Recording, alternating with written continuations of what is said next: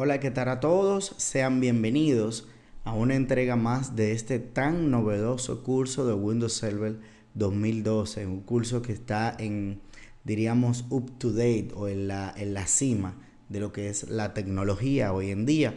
Santiago Morales, su instructor, quien les habla, y estaremos trabajando, como siempre le hago énfasis, que es el curso de Windows Server 2012, y esta es una guía para la certificación de MCSA o Microsoft Certified Solution Associate. En el día de hoy estaremos viendo los conceptos básicos para trabajar con Windows Server 2012 y ya estamos entrando en el módulo 2. Pero antes de iniciar específicamente con el módulo 2, voy a hacer un paréntesis para que sepan o para responder una pregunta que quizás ustedes tienen en el momento. Y es que vamos por el módulo 2 y quizás todavía ustedes no han visto una práctica directamente en el computador. Pues déjenme decirle que Capacity IT Academy, escuchando diríamos, las sugerencias de nuestros usuarios, se ha tomado la libertad de hacer un curso un poco más extenso, quizás un curso que dure un poco más, pero un curso que explique todos los pormenores necesarios para que un usuario que no sepa nada de informática pueda tomar este curso y pueda salir adelante, ya que en este curso se le van a explicar en un 90% los conceptos que va a utilizar en todo lo largo de este curso. Y en esto entra este tema. Fíjense cómo se llama conceptos básicos para trabajar con Windows Server 2012. El objetivo de este módulo específicamente es explicarle todo lo que quizás hasta ahora ustedes han escuchado y quizás no entienden, quizás no comprenden. Como términos como gigabyte, términos como dirección IP y todo eso, lo vamos a ver acá. Aparte de todo esto, no está de más que ustedes quizás algunas de las personas que han tomado este curso son ya expertos en la materia, quizás todos solamente lo están buscando para reforzar conocimientos que ya tienen. Déjenme decirle que no está de más ver este módulo, ya que en este módulo, al final de la presentación, les estaré hablando de un punto muy importante, no tan solo de lo básico, como podemos ver acá, sino también de un punto más avanzado en el ámbito de las direcciones IP. Por eso les invito a que se queden, a que presten atención y a que, quién sabe si puedo mencionarle algo que quizás ustedes no conozcan. Le pido disculpas para el que conoce todos estos términos que vamos a mostrar acá, pero el curso busca el objetivo principal de explicar, como ya dije, todo desde cero. Vamos a ver las unidades de medida informática. ¿Qué son las unidades de medida informática? ¿Para qué se utilizan? Y cuando la mencionan, ¿a qué se refieren? Pues déjenme decirle que en esta gráfica que está acá, en esta pequeña tabla que está acá, les explica claramente lo que son las unidades de medida informática. Una unidad de medida no es más que la forma en que yo mido la cantidad de lo que estoy trabajando en informática. Por ejemplo, la información que se guarda en un disco duro, esta información se mide. Normalmente, y no es correcto, uno le dice vulgarmente, ¿cuánto pesa? Pesa 1 GB, pesa 2 GB.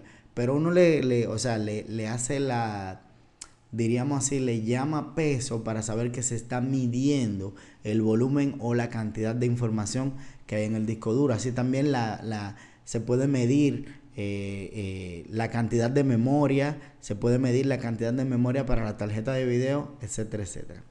Iniciamos diciendo lo que es un bit. Un bit es la unidad mínima de medida en informática. Un bit es igual a un carácter o espacio. Luego del bit viene el byte. El byte son 8 bits. ¿Y para qué va subiendo de escalafón en escalafón? Bueno, déjenme decirle que va subiendo porque se podría sintetizar. Nunca o no es correcto, claro que se puede, pero no es correcto decir que un documento tiene 5.628 millones de bits. O sea, decir eso es como abundar y quizás no se entienda. Ahora es más fácil decir que un documento tiene 4 megas. Ya se sabe de lo que se está hablando. Entonces, para sintetizar tantos números y para que se entienda más claro, en informática existen las unidades de medida. Un byte, que es la segunda que tenemos acá, que es la que ustedes están viendo ahí, un byte no es más que 8 bits. O sea, si yo voy a decir que un documento tiene 16 bits, pues yo lo puedo sintetizar, lo puedo simplificar y decir que un documento tiene 2 bytes. Así se escucha mejor. Asimismo, también está el kilobyte. El kilobyte es miren aquí su medida, 10 a la 3, o sea, 10 por 10 por 10. El kilobyte no es más que 1024 bytes. Y así sucesivamente va subiendo. Después del kilobyte, que está representado por la KB, el bit está representado por la B grande pero minúscula, el byte por la B grande pero mayúscula, el kilobyte por la KB, la K de kilo o 1000. También el megabyte como el MB, perdón, el gigabyte por GB, luego viene el terabyte y así sucesivamente hasta llegar al yottabyte, que es igual a 10 a la 24. Ahora bien, ¿qué unidad de medida ahí se usa hoy en día? Bueno, gigabyte y terabyte son los más utilizados. Por ejemplo, tenemos discos duros en la actualidad que tienen 1 terabyte, 2 terabytes, 3 terabytes y ya son algunos comerciales. Pero también nosotros tenemos en memoria, quizás hay computadores que tienen 2 gigas de memoria, 1 giga de memoria. Obviamente el que tiene 2 gigas de memoria trabaja más rápido que el que tiene 1 giga de memoria. Un petabyte, exabyte y así sucesivamente. Y estos son cuartos de discos o bancos de discos de almacenamiento. Ya son discos súper extra grandes. En muchas ocasiones se hace un arreglo de disco, y ya que menciono la palabra arreglo de disco, más adelante vamos a hablar un poquito de esto, donde se conectan diferentes discos duros. Si yo tengo 4 discos duros de 250 GB, pues yo tengo 1 terabyte y esto se puede unir. Esto es simplemente las unidades de medida en informática. Pueden abundar un poquito más, pero creo que con esto se tiene la información necesaria para salir adelante con el curso de Windows Server 2012. Continuando con nuestra presentación, vamos a hablar, ya que sabemos de las unidades de medida, vamos a hablar de los discos duros. ¿Qué es un disco duro? Bueno, un disco duro, como ustedes lo ven acá, aunque no lo van a ver así en sus manos, esto es un disco duro que está desarmado. Un disco duro no es más, en inglés, hard disk, o se puede abreviar por HDD. Es un dispositivo de almacenamiento de datos no volátil que emplea un sistema de grabación magnética para almacenar datos digitales. O sea, la información que se guarda en la computadora se guarda en un disco duro. Ya que estamos hablando de disco duro, vamos a ver los diferentes tipos de disco duro que existen. Hay diversos tipos de disco duro, pero les quiero mostrar estos tres, como son el IDE o el EID, que es el nombre que reciben todos los discos duros que cumplen las especificaciones ATA. Pero el disco duro, y se lo voy a mostrar más adelante cuáles son los IDE y cuáles son los SATA. Este tipo de disco duro, IDE o EID, es un tipo de disco duro que ya no viene en el mercado, ya no se utiliza, pero se puede encontrar en algunos servidores, en algunas computadoras, diríamos un poco obsoletas. También tenemos los discos duros de tipo serial ATA o conocidos como SATA. Es la interfaz que sustituyó a los discos duros IDE y entre sus ventajas están una mayor tasa de transferencia de datos, 150 frente a 133 megabytes por segundo. Y miren como ya conocemos esta palabra de megabyte. ¿Qué significa esto? Que la transferencia, o sea, graba más rápido, almacena más rápido que los discos duros IDE. Esto me da mayor velocidad a mi computador y todo lo que sea más rápido en mi computador al final me va a dar como resultado un computador mucho más efectivo, mucho más rápido y en el caso de servidores mucho más eficiente cuando a lo que se refiere conexión de redes. Continuando en este mismo sentido, vamos a hablar un poco de las particiones de los discos duros. ¿Qué es una partición? Esta palabra la vamos a escuchar mucho. ¿Qué es una partición de disco duro? Bueno, Eh, Diciéndolo así de una forma llana, que ustedes lo entiendan bien, es una división de una base de datos lógica o sus elementos constituyentes en partes independientes. La partición de datos se hace normalmente por razones de mantenimiento, rendimiento, manejo, etcétera. Un disco duro, y quise simularle acá con esta gráfica el plato del disco duro. Recuerden que anteriormente habíamos visto que el disco duro tiene platos, tiene cabeza o lectores y tiene un motor rotativo que es el que hace que los platos den vuelta a través de la cabeza lectora. Ahora bien, en el disco duro yo puedo tener quizás información. Por ejemplo, una computadora con un disco duro puede tener un sistema operativo, por ejemplo, Windows Server 2012. Pero quizás en el mismo disco duro yo quiera instalar en mi servidor dos sistemas operativos. En la partición C quiero instalar Windows Server 2012, pero en la partición D quizás quiero instalar Windows Server 2008, su antecesor. Pero ¿qué pasa? Yo puedo hacer esto con el simple hecho de particionar mi disco o partirlo en partes iguales o no iguales como yo desee. Yo puedo simular que ese disco duro son dos discos duros, siendo el mismo. Físicamente se puede simular lógicamente a nivel de software como si fueran dos discos duros. Este es el trabajo de una partición. Eso es lo que hacen las particiones en los discos duros. Fíjense acá, como le digo, que la partición pueden hacerse creando bases de datos pequeñas, separadas, cada una con sus propias tablas, índices y registros de transacciones, o dividiendo elementos seleccionados, por ejemplo, solo una tabla. Este disco duro, esta gráfica de disco duro que hay acá, tiene la cabeza lectora, tiene el motor, pero el disco duro está particionado en tres. Uno tiene Windows, otro tiene el sistema operativo Ubuntu y otro está utilizado para archivos. La mayoría de las imágenes que utilizamos en las presentaciones son extraídas de internet y el objetivo de situar cada una de las imágenes en nuestras presentaciones es con el simple hecho de educarlo a ustedes. Continuando, ya que estamos hablando de lo que es una unidad lógica, un disco duro, una partición, vamos a ver lo que es el sistema de archivo. ¿Qué es el sistema de archivo? El sistema de archivo no es más, señores, que la forma en que los sistemas operativos guardan su información. Para hacer una analogía viva o una analogía entendible de esto, quizás mi madre, vamos a llamarle a mi madre sistema operativo, y vamos a llamarle a la madre de cada uno de ustedes sistema operativo también. La forma en que mi madre guarda la ropa en el ropero no es quizás la misma que las madres de ustedes. Por ende, la forma de mi madre guardar la ropa es un sistema de archivo distinto al sistema de archivo que tiene la madre de ustedes, por poner un ejemplo. Asimismo, se puede llevar a cabo en el computador, en los servidores. Existen diferentes sistemas de archivo, como son FAT o File Allocation Table, FAT32, que es el mismo File Allocation Table de 32 bits. Tenemos el NTFS, primeramente el FAT y el FAT32, y miren todo donde yo lo estoy viendo ahí. El FAT y el FAT32, al FAT normal se le llama FAT16 también, que es de 16 bits, y el FAT32 es el mismo FAT, pero de 32 bits. ¿Qué se refiere con esto?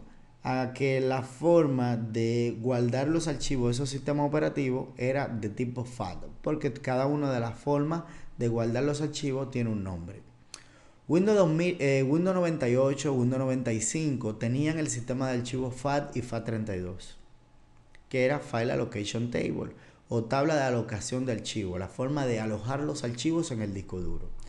Luego con Windows NT o Windows 2000, el mismo Windows Millennium, que no funcionó para nada, tenían el sistema de archivo NTFS. Hasta Windows 7, hasta Windows XP, Windows 7, Windows Vista, tenemos el NTFS. El NTFS, que lo vemos allá en la gráfica, no es más que New Technology File System o sistema de archivo, nueva tecnología para sistema de archivo. Pero ¿qué pasa? Windows Server 2008, hay otra como HPFS o High Performance File System, que son para los sistemas operativos OS2 de IBM, y así hay mucho. Pero Windows Server 2012 tiene un nuevo sistema de archivo que se llama REFS o Resilient File System, sistema de archivos resiliente. Y esto lo vamos a ver más adelante y es una nueva tecnología totalmente nueva que viene con Windows Server 2012. La memoria RAM del computador. ¿Qué es la memoria RAM? Bueno, la memoria RAM o memoria se utiliza como memoria de trabajo para el sistema operativo, los programas y la mayoría de los software. Es allí donde se cargan todas las instrucciones que ejecuta el procesador y otras unidades de cómputo también. Se denomina del acceso aleatorio porque, RAM es Random Access Memory y se denomina acceso aleatorio porque se puede leer o escribir en una posición de memoria con un tiempo de espera igual para cualquier posición, evitando de esta forma seguir un orden para acceder a la información de la manera más rápida posible. Acá tenemos, por ejemplo, algunos tipos de memoria RAM que existen. Por ejemplo, RAM, Random Access Memory o memoria de acceso aleatorio. Tenemos los tipos de memoria también de RAM, que es memoria RAM dinámica. Es de la familia RAM. Todas son de la familia RAM. Tenemos SRAM, que es memoria RAM estática, FPM o memoria RAM estática de Fast Page Mode o de modo de página rápida. Tenemos SDRAM, que es estática de forma síncrona, DDR, que es memoria RAM estática de doble velocidad de datos. Pero tenemos DDR2, que es de doble velocidad de datos al cuadrado. Y tenemos DDR3, que es de doble velocidad de datos al tercio, o sea, 3 veces más que el DDR normal. Algunos tipos de memoria, por ejemplo, la comparación de las memorias DDR, que son las memorias de la familia SDRAM, y las memorias que se utilizan hoy en día. Cuando ustedes tengan las pastillas o el tipo de memoria, fíjense que el DDR no tiene la ranurita del centro en la misma ubicación. De ahí es que se diferencian DDR, DDR2 y DDR3. De esa forma, en la forma de la ranura y no cae una en otra. Continuando con los conceptos básicos, para trabajar en Windows Server 2012 vamos a ver los conceptos básicos de redes de datos. ¿Qué es una red de datos? Una red de datos no es más que un conjunto de equipos informáticos o computadoras conectados entre sí por medio de dispositivos físicos que envían y reciben impulsos eléctricos, ondas electromagnéticas o cualquier otro medio para el transporte de datos, con la finalidad de compartir información, recursos y ofrecer servicios. Este modelo o esta gráfica que vemos acá de una red de datos me está mostrando un servidor principal. A este servidor hay 3 computadoras conectadas. Hay una tablet PC quizás conectada a él y una laptop también. Todos entre sí comparten recursos. Por ejemplo, quizás este computador tiene un archivo que a la vez lo necesita. Quizás el servidor tiene una impresora instalada que a la vez la necesita. Y ese es básicamente el objetivo de la red de datos.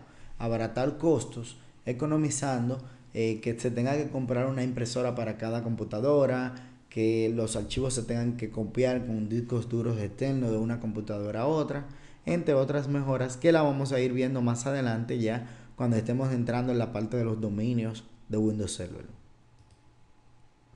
Los tipos de redes de datos que existen son 3. Hay más, hay tipos de redes MAN, WMAN, etc. Pero los básicos son estos 3 tipos que están acá: LAN, WAN y WLAN. LAN o Local Area Network son para conectar computadoras. Cuando digo nodos, un nodo o un host no es más que cualquier dispositivo conectado a la red. Yo tengo una red, por ejemplo acá. Esta computadora portátil es un nodo. Esta tableta es un nodo. Esta computadora es un nodo. Esta computadora y esta computadora son hosts. Todos son hosts, todos son nodos. Nodo es cualquier dispositivo conectado a la red. Entonces aquí dice que para conectar los nodos dentro de un área limitada. Por ejemplo, si yo tengo las computadoras en un edificio completo, o un edificio que está al lado y todos están conectados en red, eso es una red LAN. Pero si yo tengo un edificio en Santo Domingo y otro edificio quizás en Estados Unidos o en Venezuela o en México, entonces yo tengo una red WAN, que es una área local, Wide Area Network, o una red de área amplia, que para conectar computadoras es un área extensa o amplia. WLAN son las redes LAN, pero de forma wireless o inalámbrica, sin la necesidad de conectar un alambre a ella. Hablando de las direcciones IP, y ya aquí estamos entrando en lo que quiero explicarle desde el principio, que es la parte quizás más importante de esta presentación. ¿Qué es una dirección IP? Bueno, para iniciar, cada vez que mencione dirección IP, vean que me estoy refiriendo a la IP versión 4. Más adelante en esta misma presentación, dentro de unos minutos, vamos a hablar de lo que es V4 y V6, que son las versiones de direcciones IP. En las direcciones IP versión 4, la cual ustedes pueden ver en pantalla, una dirección IP es una etiqueta numérica que indica de manera lógica y jerárquica a una interfaz. Una interfaz no es más que cualquier elemento de comunicación o conexión. En pocas palabras, informa de manera lógica y jerárquica a una interfaz de un dispositivo dentro de una red que utilice el protocolo IP. IP es Internet Protocol. La palabra IP viene de protocolo de Internet. Bueno, con esta versión de direcciones IP versión 4, yo puedo tener hasta 4.000 millones de direcciones IP disponibles. ¿Qué es una dirección IP? Una dirección IP no es más que un número único que se le asigna a cada computador conectado a la red. Pero para hablar de direcciones IP hay que hablar de Internet un poco.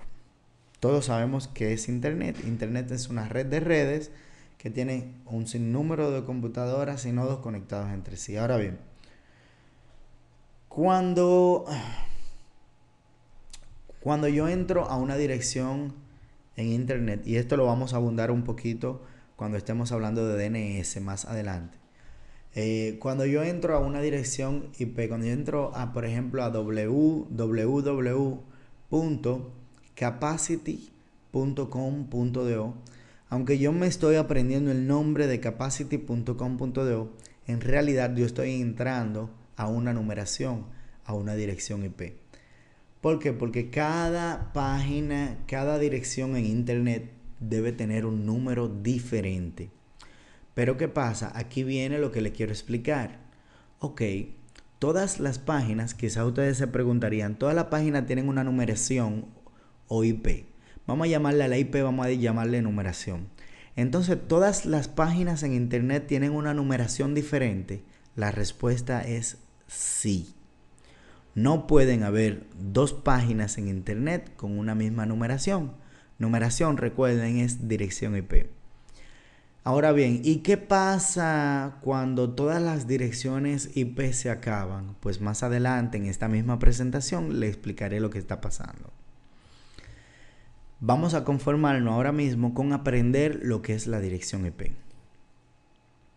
Las direcciones IP versión 4, que es de las cuales estamos hablando ahora, se expresan por un número binario de 32 bits, permitiendo un espacio de direccionamiento de hasta 4.294.962.296, o sea, 2 a la 32 direcciones posibles. Lo mismo que le dije hace un momentito, 4.000 millones de direcciones IP posibles. Las direcciones IP se pueden expresar como números de notación decimal. Se dividen los 32 bits y miren aquí, 1, 2, 3 y 4. Tenemos 4 grupos de números divididos por puntos. El número más alto es 1, 1, 1, 1, 1, o sea, 1 8 veces.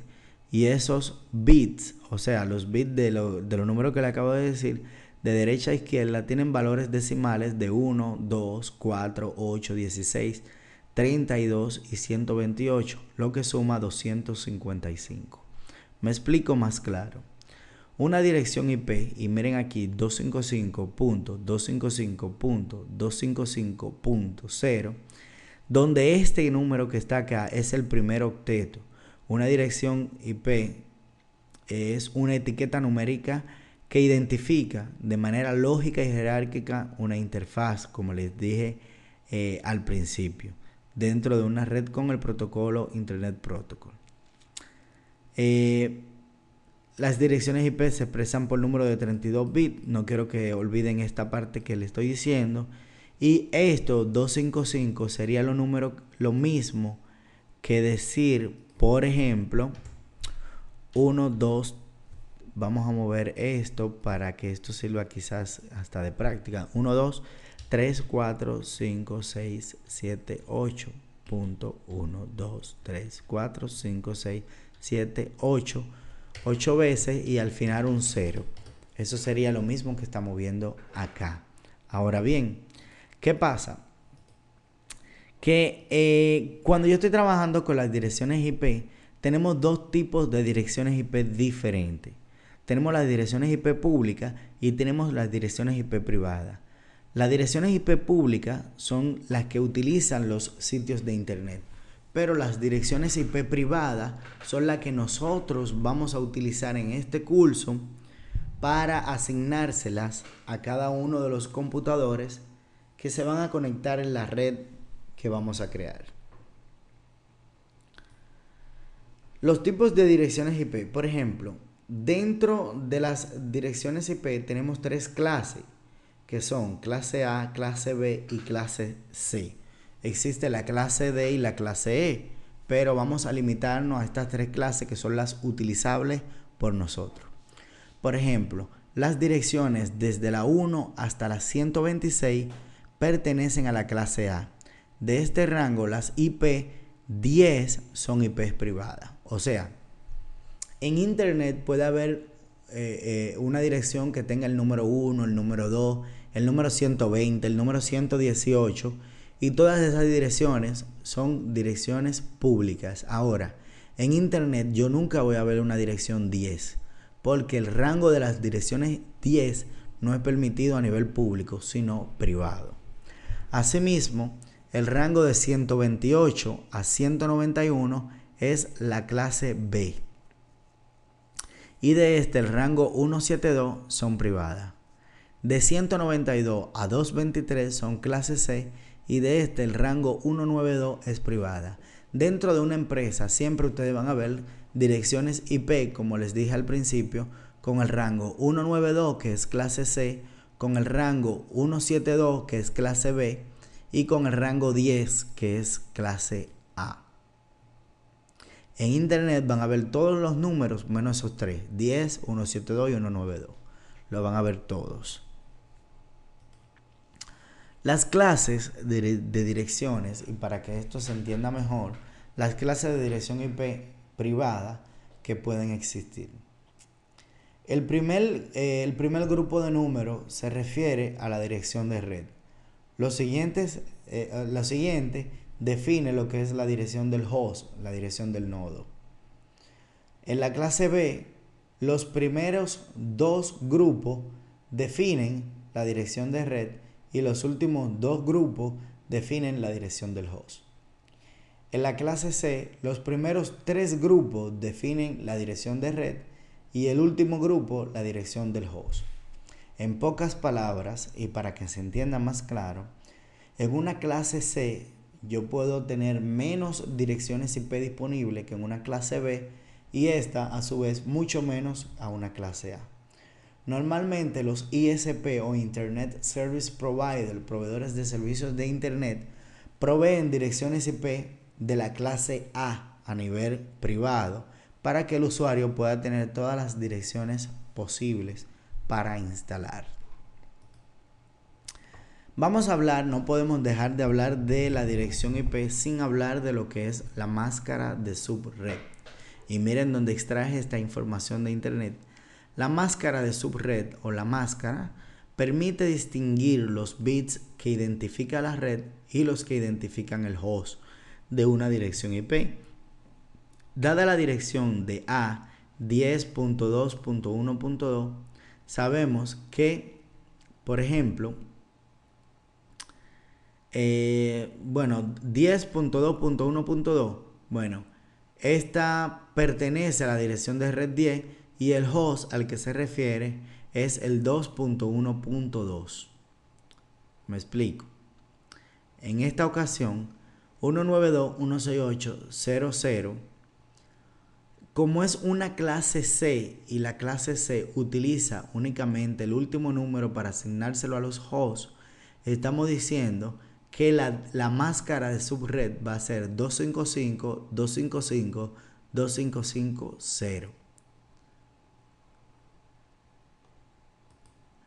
Ahora bien, esto es todo lo que tiene que ver con direcciones IP versión 4. Ahora vamos a la pregunta que hicimos hace un momentito, que dijimos, ¿qué pasa cuando las direcciones IP se terminen? Déjenme decirle que estoy escuchando lo de que las direcciones IP se van a terminar desde el año 2001-2002. Estoy escuchando. Tuve la oportunidad de, como estudiante, asistir al NetRider que se hizo en mi país, República Dominicana, y se hizo en el Instituto Tecnológico de las Américas, ITLA, que es uno de los institutos en el país más avanzado en lo que clases de informática y tecnología se refiere. Déjenme decirle que desde ese año estoy escuchando, desde el 2000, que empezó a descender lo que eran las direcciones IP posibles o disponibles, estoy escuchando este tema. ¿Cómo funciona esto de la asignación de las IP? Le voy a explicar en 2 minutos cómo funciona esto. Desde el año 2000, como lo podemos ver ahora, hasta el 2008, actualmente estamos en el 2013, ha ido disminuyendo las direcciones IP posibles o disponibles que se pueden asignar. Es por esto que las grandes empresas o las empresas o corporaciones encargadas de este tema se han tomado la libertad de hacerle una actualización a las direcciones IP, y ya no es versión 4, ahora es versión 6. ¿Por qué se está migrando a IP versión 6? Vamos a explicarle aquí. La Corporación de Internet para la Asignación de Nombres y Números, en inglés Internet Corporation for Assigned Names and Numbers, ICANN se llama, es una organización sin fines de lucro creada el 18 de septiembre, como podemos ver aquí, del 98, con el objetivo principal de encargarse de cierto número de tareas realizadas con anterioridad a esa fecha por otra organización que era la IANA. Su sede radica en California y está sujeta a las leyes de dicho estado. En pocas palabras, diríamos, para que ustedes entiendan mejor, que ICANN es quien tiene el almacén de direcciones IP, la fábrica de IP. Vamos a ponerlo físico. Tiene muchas cajas de direcciones IP posibles. Pero ¿qué pasa? Que ICANN le distribuye a mayoristas. Hay diferentes mayoristas. Por ejemplo, para Latinoamérica está creo que Latin, algo así, no recuerdo el nombre exactamente ahora, pero se encarga de distribuirle a mayoristas que están ubicados en ciertas regiones del mundo, del planeta, por ejemplo, para el continente europeo, Latinoamérica, para el continente asiático. Hay diferentes mayoristas de direcciones IP que se encargan de distribuirle a las entidades bancarias o a los ISP. Los ISP son los Internet Service Provider o proveedores de servicios de Internet que se encargan, por ejemplo, en nuestro país está Claro, Codetel, está también Orange, quizás en Estados Unidos está T-Mobile, AT&T. Hay muchos proveedores de servicios y depende de los países, estos se encargan de distribuir las direcciones IP. Después de eso están los usuarios normales, que somos nosotros, que pedimos las direcciones IP posibles. Pero ¿qué pasa? Que las direcciones IP versión 4 se están terminando, sino es que ahora en el 2013 ya se acabaron y no nos hemos dado cuenta que ya se migró. Entonces para eso existen las direcciones IP versión 6. Las direcciones IP versión 6, y miren acá como lo podemos ver, una pequeña analogía o comparación. Una dirección IP versión 4 es una dirección IP de 32 bits y está clasificada o dividida en 4 grupos de números divididos por puntos. 192.168.0.4. Dijimos hace un momentito en el slide que explicaba claramente las direcciones IP posibles o direcciones IP disponibles que van a poder estar quizás o que estuvieron disponibles. Cuando vimos este slide era que habían 4.000 millones de direcciones IP posibles. Esas 4.000 millones de IP posibles se agotaron. Aunque queden 2 o 3 por ahí, se agotaron. Entonces, como ya se agotaron, no es posible que ya se termine el internet o que el internet llegue hasta ahí. No. Salió lo que es IP versión 6. IP versión 6, como ustedes pueden ver en pantalla, es una dirección de 1, 2, 3, 4, 5, 6, 7, 8 grupos de numeraciones divididas por 2 puntos. En vez de ser 38 bits, las direcciones IP versión 6 tienen 128 bits. Ahora, ¿qué hay que tener en cuenta para aprender a trabajar o iniciar a trabajar con IP versión 6? Pues le tengo un slide que le va a acomodar la vida en este sentido. Y mírelo acá. Hay que tener 4 puntos bien claros para saber trabajar con direcciones IP versión 6. Por ejemplo, esta dirección IP versión 6 que está arriba dice que los ceros delante, o sea, los grupos de números que tienen 0 delante se pueden omitir, quedando la IP como se puede observar debajo. Por ejemplo, 2001.0db8 yo puedo sintetizarlo a 2001.2.db8. Ya yo sé, por obligación, por default, sé que delante va un 0. 2.40, 2.4321, 2.000, 2.0000, 2.abs, 2.00 F7. No importa si las letras son mayúsculas o minúsculas, son números hexadecimales con los números del 0 al 9 y las letras de la A a la F. Y miren aquí cómo está simplificada con estos 2 puntos. Y miren donde hay 4 0 como lo sintetiza en 0. Pero ahí pasamos entonces al segundo punto. Esta misma dirección que yo tengo acá, 0, 2.0, 2.abs, yo puedo sintetizar esos 2 puntos de esta forma que ustedes ven abajo. Poniendo 2 puntos seguidos, ya yo sé que ahí dentro van 2 grupos de ceros. También otro punto que hay que tener en cuenta es que no se permite, o sea, no pueden haber un resumen de 0 2 veces. O sea, yo no puedo tener esto y esto. No se permite, es incorrecto, no se puede. Debe estar de la forma en que está arriba. Un 0 y luego abreviado o sintetizado una sola vez. El punto número 4 es que cuando una dirección tiene tan solo, por ejemplo, 5 partes o 5 grupos de números como esta, 1, 2, 3, 4 y 5, y vemos los 0 ahí, ya nosotros sabemos por default que le hacen falta 3 grupos de números, y como lo vemos aquí, nada más los que faltan, sabemos que hay 3 grupos de 0 en esa dirección. Esto es todo referente a lo que es las direcciones IP versión 6 ya en práctica. Más adelante vamos a ver cómo instalar IP versión 6 en Windows XP y cómo Windows 7, Windows 8 y el mismo Windows Server 2012 manejan la parte de IP versión 6, que es un tema que hay que saberlo por obligación porque es un tema que en todos los exámenes le van a hacer preguntas de ellos. Ya para finalizar o como punto de resumen, vimos en este capítulo, en este módulo 2, las unidades de medida informática. Vimos qué es un disco duro y para qué se usan, qué es una partición, para qué se utilizan también, cuáles son los sistemas de archivo. Sabemos que los sistemas de archivo es la forma en que los sistemas operativos guardan la información.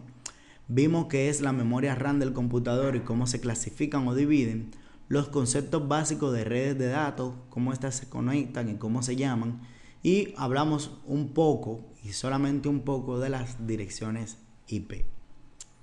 Si tienen alguna duda al respecto, pueden repetir el video cuantas veces deseen, pueden en los foros hacer cualquier pregunta al respecto y con gusto le atenderemos en cualquier necesidad que tengan.